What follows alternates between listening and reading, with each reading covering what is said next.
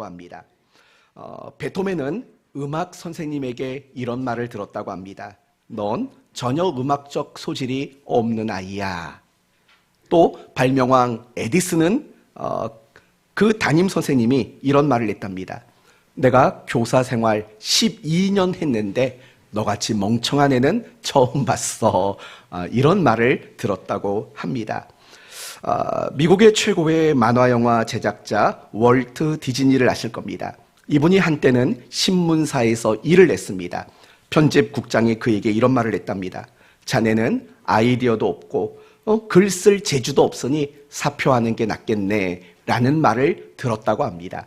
그런데 여러분, 이들 모두 훗날 자신의 분야에서 대단한 성공을 거두었고 세계적으로도 유명한 사람이 되었다는 것을 우리는 압니다. 그렇다면 이들에게 있었던 공통점은 무엇이겠습니까? 바로 열심인 겁니다. 남다른 열심.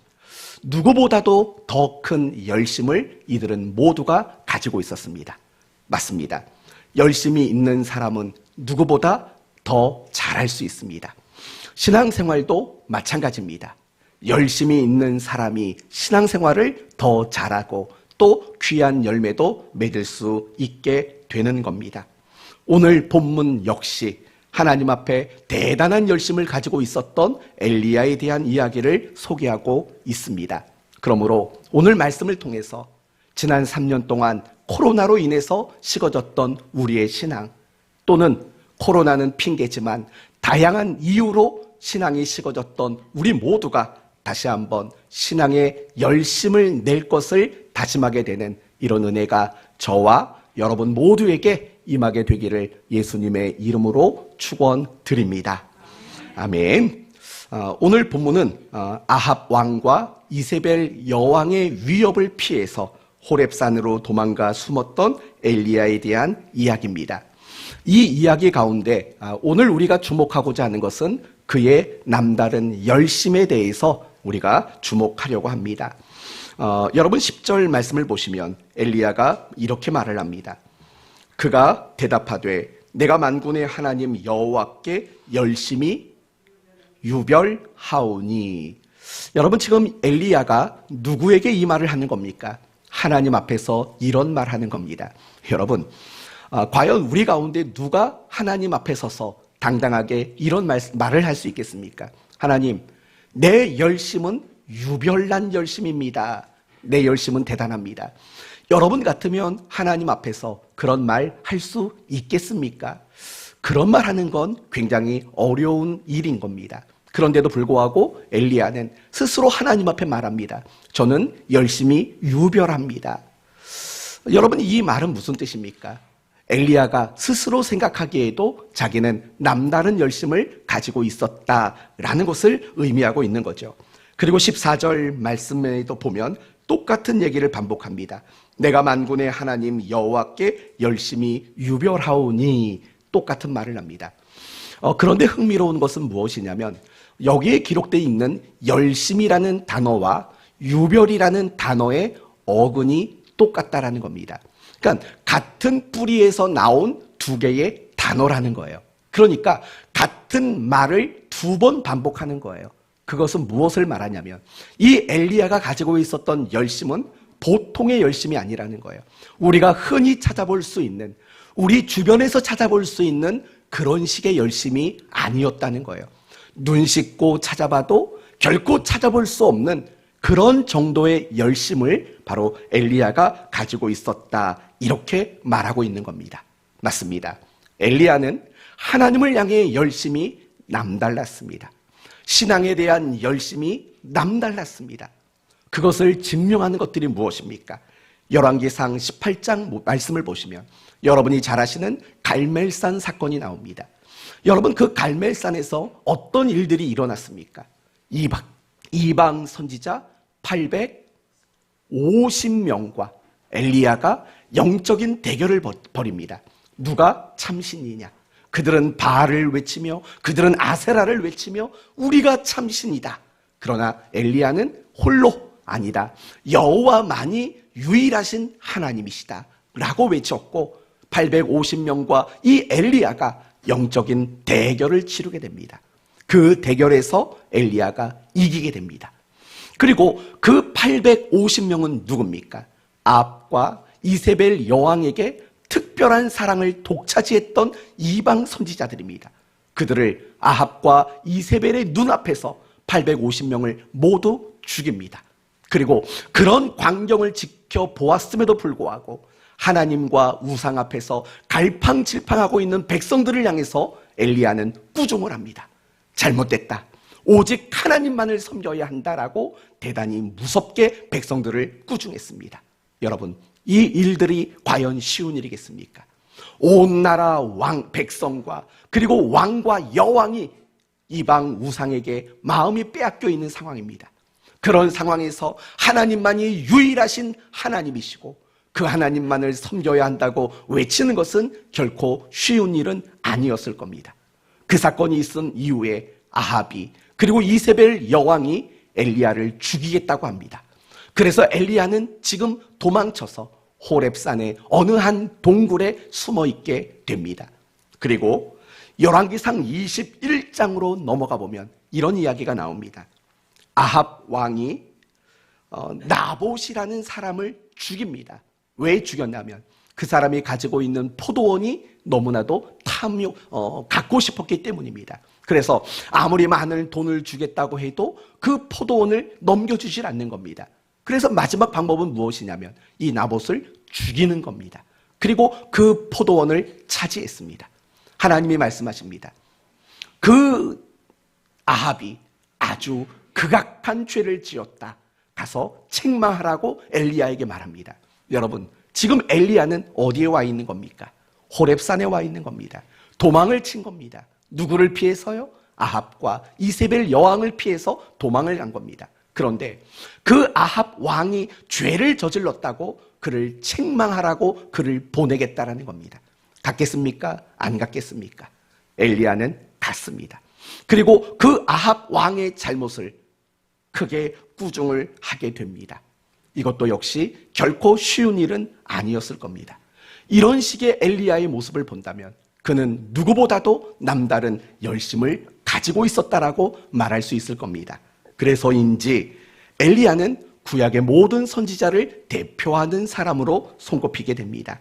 우리가 성경을 보면 하나님께 대해 그리고 신앙에 대해 열심히 있는 사람들의 이야기가 굉장히 많습니다. 모세, 여호수아, 갈렙, 이사야, 예레미야, 다니엘, 호세야, 그 밖에도 많은 사람들이 하나님께 대한 열심을 가지고 있었습니다. 그 중에 바울이라는 사람도 대단히 열심히 있는 사람입니다. 고린도 후서 11장 2절 말씀을 보시면 오늘 본문의 엘리야처럼 바울이 똑같이 이렇게 말을 합니다. 내가 하나님의 열심으로 너희를 위하여 열심 내노니. 바울 자신도 하나님이 열심 내는 것만큼 자기 자신도 열심을 가지고 있다라는 거예요. 그 열심을 가지고 선교 사역을 했으며 그 열심을 가지고 목회 사역을 그는 감당했노라라고 말하는 겁니다. 그리고 그 열심이 있었기 때문에 바울은 핍박과 고난과 미움과 여러 가지 위협 가운데서도 이 일들을 포기하지 않고 감당할 수 있었다라는 겁니다. 열심히 참 대단한 사람인 겁니다. 그래서인지 바울은 신약 성경을 대표할 만한 인물로 손꼽히게 된 것입니다. 우리나라 초기 그리스도인들 역시도 대단한 열심을 가지고 있었습니다. 어떤 열심이 있었는지 아시겠습니까? 40일 금식을 밥 먹듯이 했습니다. 말이 좀 안 맞나요? 40일 금식을 밥 먹듯이 했습니다. 그렇죠? 이건 여러분 엄청 대단한 겁니다. 여러분 일주일 금식 해보신 적 있습니까? 아니 3일 금식 해보신 적은 있을 거예요. 그 3일 금식도 하다 보면 무슨 생각이 드냐면 이러다가 나 죽는 거 아닌가? 라는 생각이 듭니다. 그렇지 않습니까? 그리고 어쩌면 여러분 가운데서는 3일 금식하라고 하면 전 죽어도 못합니다 라고 말할 분이 있을지도 모릅니다. 우리 올해 한번 날 잡고 고난주간 무렵에 전교인 3일 금식 어떻습니까? 네, 어떻습니까? 대답을 안 하세요. 한번 해볼까요, 정말? 강 집사님 어떻게 생각하세요? 네?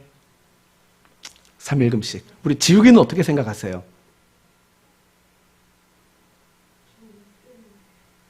일 때문에 못한다고요? 김민아 집사님 어떻게 생각하세요? 3일 금식. 너무 솔직하셔요. 김효선 집사님 3일 금식 어떨 것 같아요? 그럼 없던 걸로 합시다. 전 하고 싶었는데 여러분들이 다 반대하는데 어떻게 그걸 합니까? 그럼 없던 걸로 없던 걸로 하겠습니다. 봐서 하루에 한 끼 정도 그렇게 바꿔서 네, 우리 초기 기독교인들은 다 그랬다고요. 정말 40일 금식을 밥 먹듯이 얼마나 열심히 금식하며 하나님께 매달렸는지 몰라요. 정말 밤을 새면서 산에 올라가서 그리고 교회에 나가서 밤새도록 기도했던 성도들이 있지요. 형편이 어렵지만 기도하는데 하나님이 이런 마음을 주시는 겁니다. 아무개 성도 집 쌀 한 푸대 갖다 줘. 고기 몇 근만 사다 줘. 옛날 분들은 그런 감동이 되게 많았던 것 같아요. 근데 왜 요즘에는 성도들에게 그런 감동이 없는지 몰라요. 임 목사님 가정 소고기 2근만 사다 줘. 이런 감동 없으세요? 최 목사님 포도 한 박스 좀 사다 줘. 이런 거 없으세요? 네. 옛날에는 그런 감동들이 많았다고요. 그러면 그런 거죠. 하나님, 아니 나도 먹기 살기 힘든데 도대체 이게 무슨 말씀입니까? 그러면서도 우리는 알겠습니다. 하나님 뜻이라면 소고기 2근 임 목사님 사다 드리겠습니다. 그런 식으로 옛날에는 정말 나누고 베푸는 일들을 굉장히 많이 했다라는 거예요. 아시지 않습니까? 복음을 전하는 일에 얼마나 남달랐습니까? 일제강점기나 6.25 때 정말 믿음을 끝까지 지키려고 목숨까지 내걸었던 그런 우리의 선배들이 있다는 거 알고 있지 않습니까? 대단한 열심을 우리 믿음의 선배들은 가지고 있었던 겁니다. 그래서인지 우리나라는 정말 세계에서 찾아볼 수 없는 가장 큰 부흥의 역사를 경험하는 굉장히 복된 나라가 된 겁니다. 이제 우리 차례입니다. 여러분은 어땠습니까? 여러분이 지난 한 해 열심을 냈던 일들은 어떤 일인가를 생각해 보십시오. 지난 한 해 여러분이 그래도 열심을 냈던 게 뭘까? 돈 버는 일, 좀 건강을 챙기는 일, 성공하는 일, 더 나은 미래를 준비하는 일, 혹시 이런 일에 열심을 내셨습니까? 그런 열심을 냈다는 걸 잘못했다고 하는 거 아닙니다. 잘하신 겁니다. 여러분, 새해에는 돈을 많이 벌려고 열심을 내십시오. 여러분이 지난해보다 더 건강해지려고 건강을 위해 열심히 노력하십시오. 여러분이 미래가 더 풍요로울 수 있도록 더 많은 노력을 하실 수 있기를 바랍니다. 그러나 우리는 한 가지를 더 생각해야죠. 그런 열심도 참 좋아요. 그러나 우리는 지난 한 해 하나님께 대한 열심은 있었는지, 신앙의 열심은 있었는지, 영적인 일에 대한 열심을 나는 가지고 있었는지 한번 생각해 보자고요. 엘리야가 가졌던 그런 열심, 사도 바울이 가졌던 그런 열심, 우리 초기 기독교 믿음의 선배들, 그들이 가지고 있었던 그런 신앙의 열심들을 과연 나는 가지고 있었는지 생각해 보자고요. 하나님은요, 우리가 세상에서 주어진 일들에 대하여 열심을 내는 것을 하나님은 원하고 계셔요. 그러나 그 열심에만 국한된 열심이 아니라 하나님을 향해 신앙을 위해 또 영적인 일들을 위해서 열심을 내는 그런 우리가 되기를 하나님은 원하고 있는 거예요. 올해 우리 사랑하는 교회 표가 뭔지 아십니까? 다시 열심을 냅시다입니다. 다시 열심을 냅시다. 그리고 그 모델을 여러분 누구를 제시하는 거냐면 엘리야를 제시하는 겁니다. 사도 바울을 제시하는 겁니다. 우리나라 초기 기독교 믿음의 선배들을 여러분에게 제시하는 겁니다. 우리 모두가 그들이 가지고 있었던 그 신앙의 열심을 다시 회복하고 신앙의 열심을 가지게 되는 저와 여러분 모두가 될 수 있기를 바랍니다. 그렇다면 올 한 해 우리는 구체적으로 어떤 일에 열심을 내야 될까? 3가지로 말씀을 드립니다. 첫째는 여러분 자신의 믿음이 더 성장할 수 있는 일에 열심을 낼 수 있기를 바랍니다. 여러분 자신을 하나님의 사람으로 더 완성해가는 일에 열심을 내십시오. 그것을 위해서 우리는 무엇을 또 열심히 내야 될까요? 당연히 예배를 열심히 드려야 돼요. 어제 저녁에 말씀 기억나시죠? 노아가 방주의 문을 열고 나왔을 때 그 눈앞에 펼쳐진 것은 온통 절망스러운 환경뿐이었다고. 그러나 그런 절망스러운 세상을 바라보면서 그가 절망하지 않고 그가 모든 절망을 딛고 일어날 수 있었던 이유에 그 출발점에는 뭐가 있었다고 그랬습니까? 예배가 있었다고 그랬습니다. 예배. 감격스러운 예배. 정말 하나님만을 주목하는 예배가 있었기 때문에 노아는 그 모든 절망스러운 일들을 딛고 다시 새롭게 인생을 출발할 수 있었던 겁니다. 마찬가지인 겁니다. 우리는 내 자신의 믿음이 성장하기 위해서 노력을 해야 됩니다. 어떤 노력을요? 예배, 큐티, 기도, 순종, 감사, 이런 것들에 열심을 내면 여러분의 신앙이 더 온전하게 세워질 겁니다. 두 번째, 여러분의 가정이 믿음의 가정이 되도록 여러분은 열심을 내셔야 합니다. 지난 한 해 가정 예배를 꾸준히 드리신 가정 혹시 계십니까? 그 일을 하셔야 돼요. 여러분의 자녀들의 신앙을 잘 돌아보셔야 되고 여러분의 자녀를 신앙으로 양육하는 이 일들을 하셔야 돼요. 그래서 여러분의 가정이 믿음의 가정으로 세워지는 그 일에 여러분 모두가 열심을 내셔야 합니다. 세 번째, 우리 사랑하는 교회가 건강한 교회가 될 수 있도록 우리 모두는 열심을 내야 합니다. 그러기 위해 필요한 것들이 뭡니까? 사실은 간단한 거예요. 무엇이냐면 함께 모이는 거예요. 함께 모이는 거예요. 여러분, 교회가 가장 힘을 얻을 수 있는 방법은 다른 게 아니에요. 함께 모이는 거예요.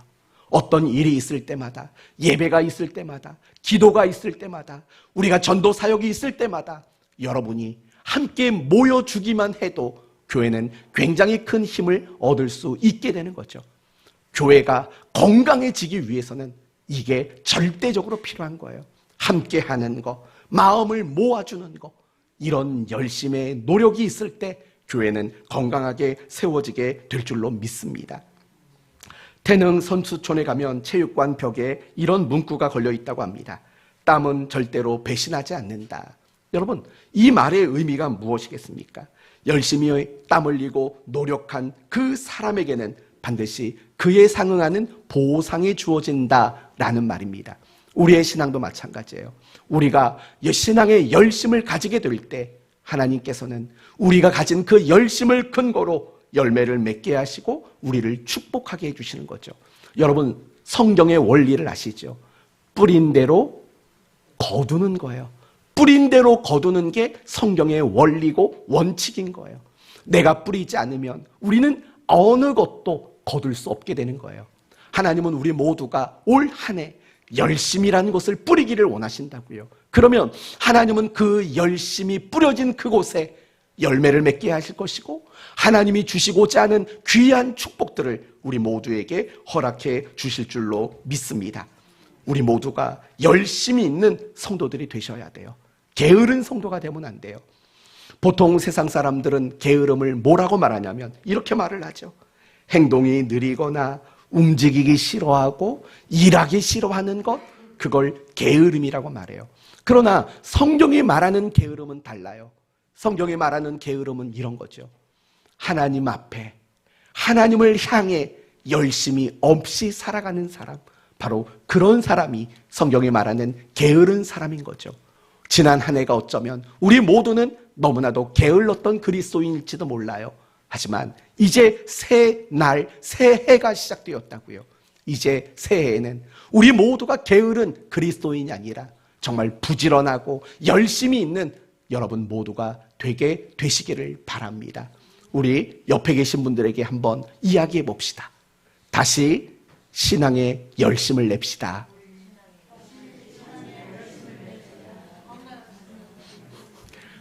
다시 신앙에 열심을 냅시다.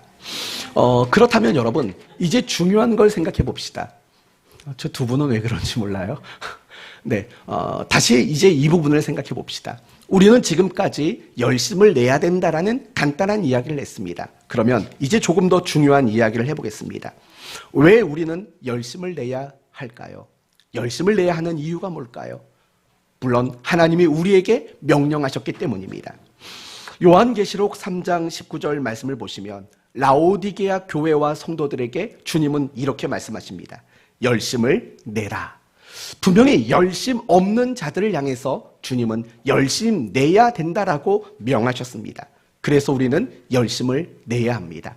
그러나 명령이라는 이유 말고 더 중요한 이유가 있습니다. 그것은 무엇이냐면 하나님이 열심 있는 분이기 때문에 그렇습니다. 열왕기 하 19장 말씀을 보시면 하나님이 이스라엘을 회복시키실 것을 말씀하실 때 이렇게 말합니다. 들어보십시오. 남은 자는 예루살렘에서부터 나올 것이요 피하는 자는 시온산에서부터 나오리니 여호와의 열심이 이 일을 이루시리라. 무엇이 이것을 이룬다고요? 여호와의 열심이 이 일을 이루리라고 말해요. 또 이사야서 9장 말씀을 보시면 메시아를 보내시고 인류를 구원하시겠다라는 말씀이 나온다고요. 그 말씀에도 이런 말이 나와요. 그 정사와 평강의 더함이 궁하며 또 다윗의 위에 앉아서 그 나라를 굳게 세우고 자금 이후 영원토록 공평과 정의로 그것을 보존하실 것이라. 만군의 여호와의 열심이 이를 이루리라 라고 말한다고요. 메시아를 통해서 새로운 하나님의 백성들을 세우시는 그 일에도 여호와의 열심이 이 일을 이루리라 이렇게 말하고 있는 거죠. 그리고 여러분에게 조금 전에 이야기했듯이 바울도 자기 자신의 열심을 이야기할 때 무엇을 근거로 열심을 말했냐면 이렇게 말했죠.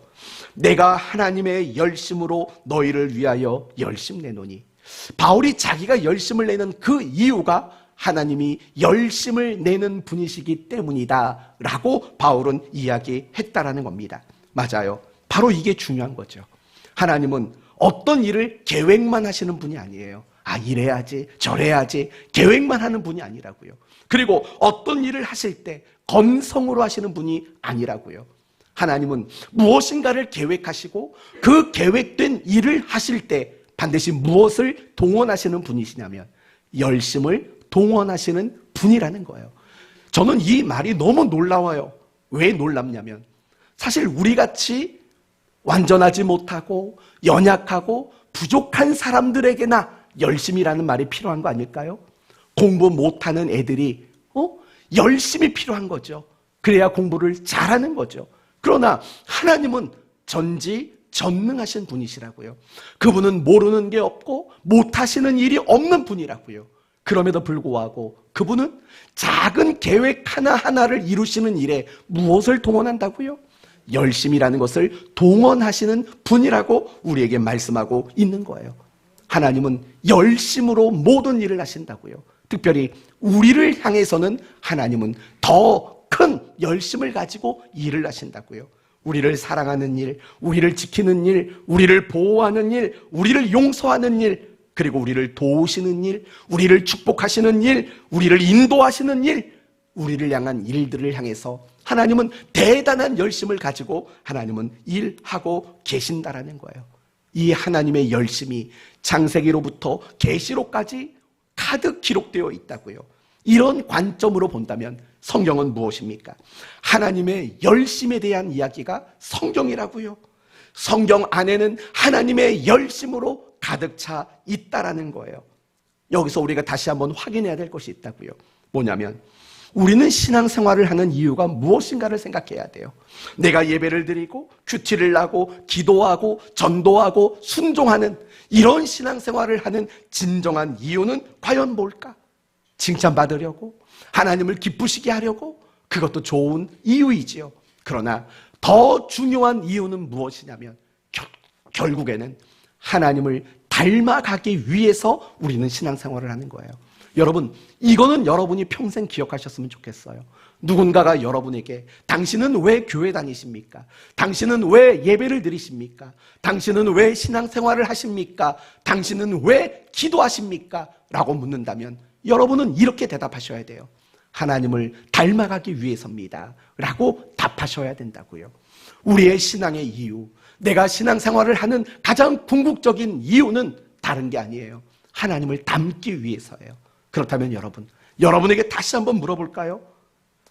우리가 열심을 내야 하는 이유는 무엇일까요? 모든 일에, 범사에 열심을 가지고 있으신 그 하나님을 닮아가기 위함이라는 거예요. 그래서 우리 모두는 열심히 있는 그리스도인이 되어야 마땅한 일이라는 거예요. 사랑하는 성도 여러분, 하나님이 우리를 향해서, 하나님이 모든 일을 향해서 열심을 가지신 분이십니다. 그러므로 우리도 열심을 내는 열심의 사람이 되는 것이 마땅한 일입니다. 그러면 끝으로 한 가지만 말씀드리고 마치겠습니다. 그렇다면 우리가 신앙의 열심을 가지기 위해서 우리에게 필요한 것은 뭘까요? 각오가 필요하겠죠. 결단이 필요하겠죠. 오늘 예배를 드리면서 제가 조금씩 느껴지는 건데 뭐냐면 여러분이 무슨 각오를 한 것 같아요. 무슨 결단을 한 것 같아요. 예배가 지난주보다 더 여러분이 좀 집중하려고 노력하는 것 같고 여러분이 더 잘 들으려고 노력하려고 하는 모습들이 보인다고요. 그런 각오, 그런 다짐, 결단 분명히 필요해요. 그래야 우리는 열심을 낼 수 있어요. 그런데 각오, 다짐보다 더 필요한 게 있어요. 그게 뭐냐면 분명한 목표를 가지는 거예요. 분명한 목표를 가지는 거죠. 우리가 인생을 살 때 열심히 살려면 목표가 필요하지 않습니까? 사실 우리의 신앙생활도 마찬가지인 거예요. 내가 신앙생활에 열심을 나타내기 위해서는 분명한 목표가 우리에게 필요하다라는 거예요. 목표가 있으면 반드시 열심이라는 게 생기게 되어 있어요. 그리고 열심을 가지게 되면 그 신앙생활을 잘할 수밖에 없게 되는 거죠. 다시 한번 엘리야를 생각해 보도록 할까요? 엘리야는 남다른 열심이 있었다고 말했습니다. 열심히 유별하다라고 스스로가 말할 정도로 그는 대단한 열심을 가지고 있었습니다. 그렇다면 이런 엘리야가 그런 대단한 열심을 가질 수 있었던 이유가 뭐라고 생각하십니까? 그에게는 분명한 목표가 있었다라는 거예요. 어떤 목표가 있었을까요? 오직 하나님만이 참되신 신이라는 것을 증거하고자 하는 목표가 있었다라고요. 아합과 이세벨을 향해서, 그리고 우상 앞에 갈팡질팡하는 백성들 앞에 하나님만이 참되시고 유일한 신이라는 것을 증명하고 증거하는 것, 그게 엘리야 선지자가 가지고 있었던 분명한 신앙의 목표였던 거죠. 그 분명한 목표를 가졌을 때 엘리야는 그 열심히 유별한 사람이 될 수밖에 없었다라는 거죠. 사도 바울도 마찬가지인 거예요. 사도 바울이 그렇게 열심히 있는 사람이 될 수 있었던 이유가 무엇이냐? 한결같이 헌신할 수 있었던 그런 열심이 그에게 있었던 이유는 무엇이냐? 그에게 분명한 목표가 있었기 때문이죠. 빌립보서 3장을 보면 이런 말이 나와요. 내가 이미 얻었다 함도 아니요 온전히 이루었다 함도 아니라 오직 내가 그리스도 예수께 잡힌 바 된 그것을 잡으려고 쫓아가노니 형제들아 나는 아직 내가 잡은 줄로 여기지 아니하고 오직 한 일 즉 뒤에 있는 것은 잊어버리고 앞에 있는 것을 잡으려고 표대를 향하여 그리스도 예수 안에서 하나님이 위에서 부르신 부르심의 상을 위하여 쫓아가노라. 이렇게 말한다고요. 분명한 목표가 바울에겐 있었다고요. 그리고 그 분명한 목표가 바울을 열심 있는 사람이 되도록 만들어 냈다라는 거예요. 이게 중요한 거예요. 성도 여러분, 지난 한 해 잠시 돌아봅시다. 굳이 생각할 필요는 없겠지만 지난 한 해 내가 열심히 없었다면 그 이유는 분명합니다. 여러분에게 무엇이 없었을까요? 분명한 목표가 없었던 거죠. 구체적인 목표가 없었던 거죠. 또는 뚜렷한 사명의식이라는 게 없었기 때문인 거예요. 당연히 목표가 없는데 어떻게 열심이라는 것이 나타날 수 있겠습니까? 그렇죠? 우리가 지난 한 해를 뒤돌아보며 내가 신앙에 열심이 왜 없을까 고민하는 분이 계시다면 여기에서 답을 찾았으면 좋겠어요. 분명한 목표, 그리고 내가 붙잡고 있는 어떤 사명의식, 이런 것들이 결여된 상태이기 때문에 우리는 열심을 나타낼 수 없었던 겁니다. 오늘 본문의 엘리야를 반대의 경우로 봅시다. 지금 있는 곳이 어디지요? 호렙산입니다. 동굴입니다. 지금 엘리야가 하고 있는 일이 뭡니까?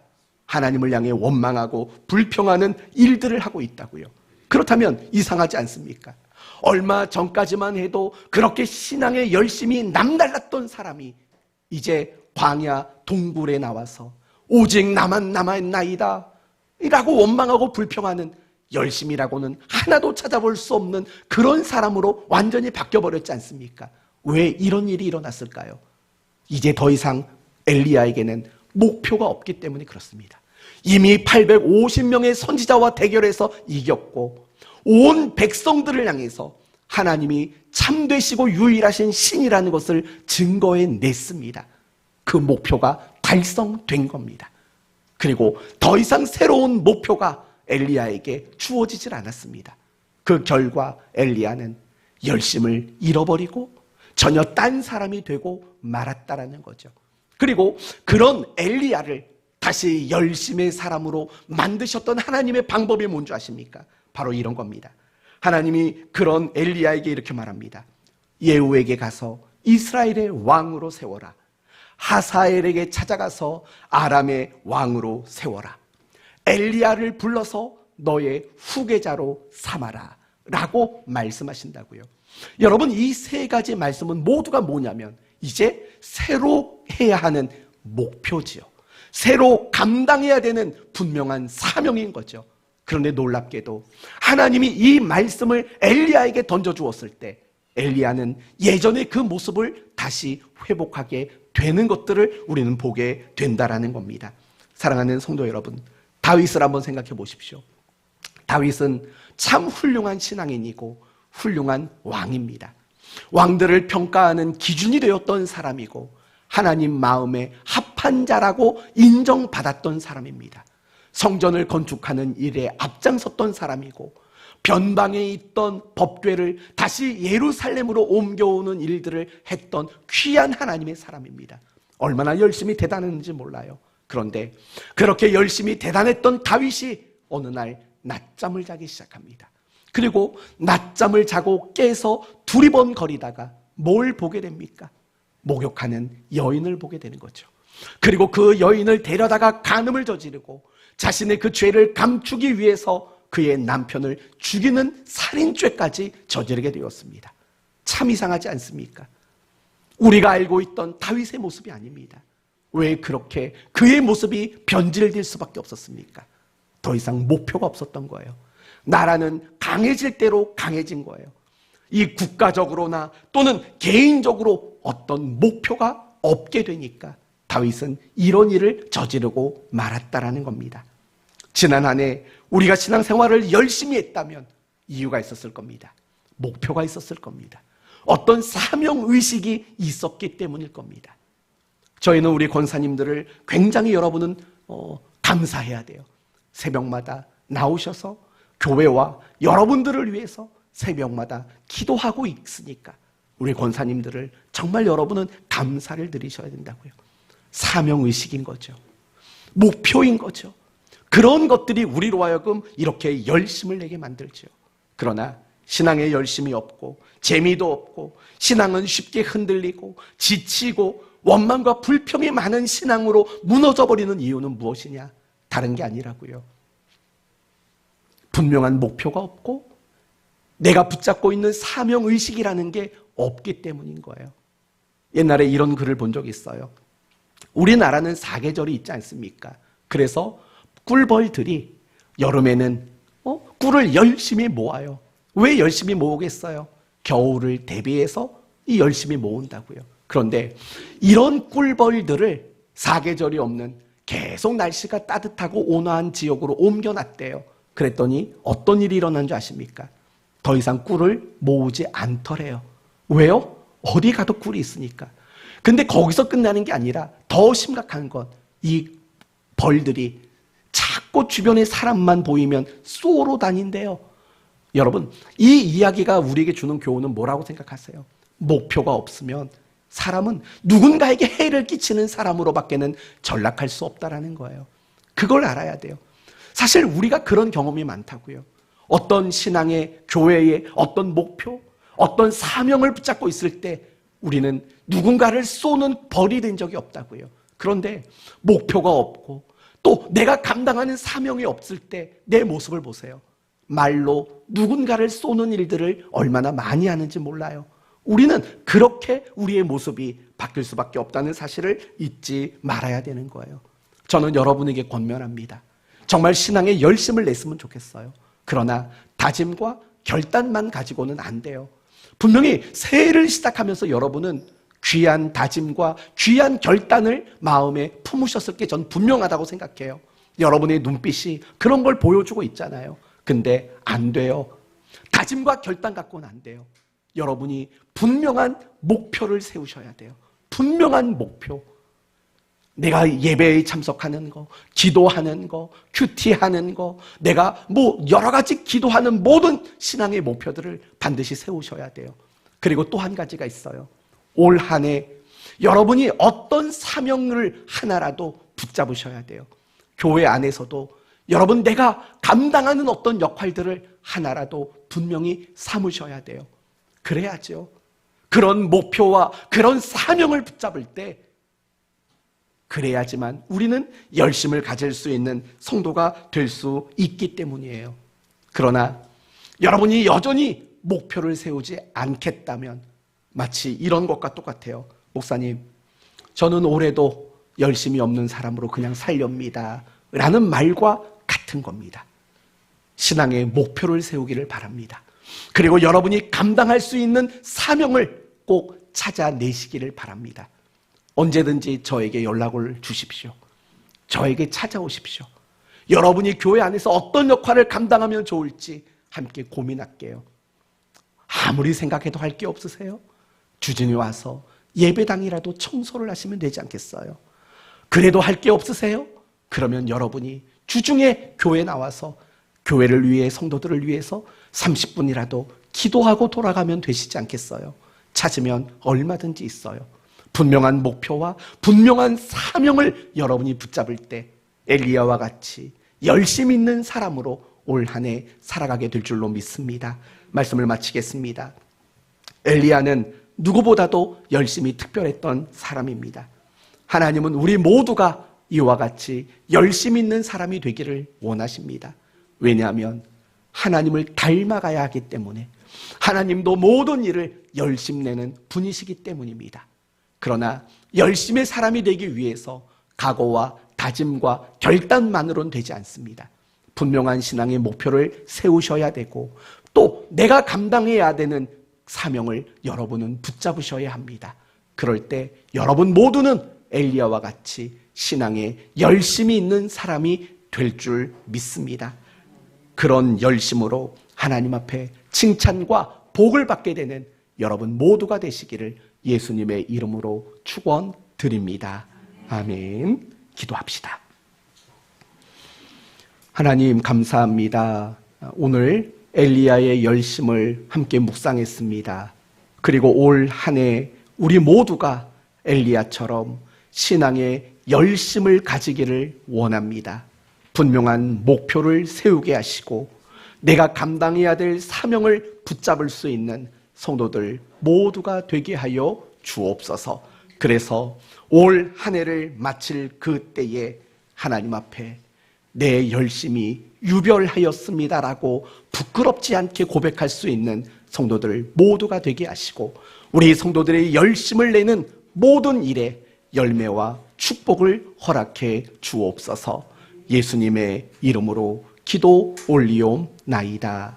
아멘.